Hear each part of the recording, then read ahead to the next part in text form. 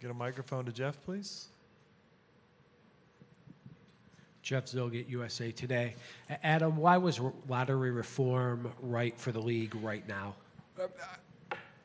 I felt lottery reform was important because there was a perception in many of our communities that the best path to rebuilding their teams was to race to the bottom.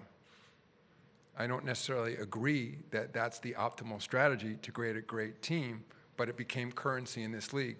So much so that there were situations in many of our team communities where the team felt under pressure to engage in that strategy, even when they didn't think that was the best strategy to build their team.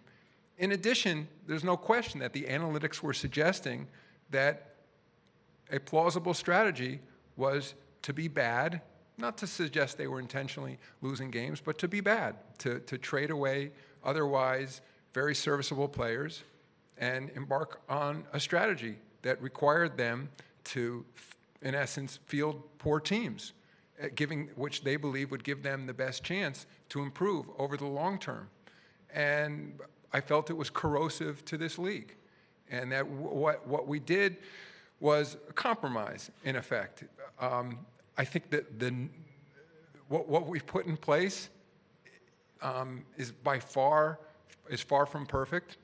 I think what it does is it flattens the odds among the worst performing teams going into the lottery, so that there's no longer an incentive to try to calibrate between the worst record and the second worst record and the second worst record and the third worst record, but at the same time recognizes that poor performing teams do need to get high draft picks as a legitimate way to rebuild their team. So I think it's a combination of perception, but substance too. That I think that the teams, there was too great an incentive for teams to embark on that strategy under the current odds.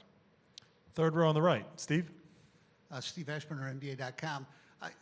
You started off by talking about how the lottery odds will be lessened for the teams with the worst records, and the whole philosophy of a draft is that the neediest teams get help. So I'm wondering, was there any discussion of somehow monitoring or addressing this in real time as the season plays out, as opposed to take away the brass ring at the back end of the season? Steve, we do monitor it as the season plays out, but I think, as you know, we're talking about season-long strategies in certain cases towards rebuilding teams. So I think clearly the league would step in if we ever thought there was something untoward happening. But it's, again, I think this was, we were looking holistically to sort of change incentives rather than just look particularly at a given game, if that's what you're suggesting.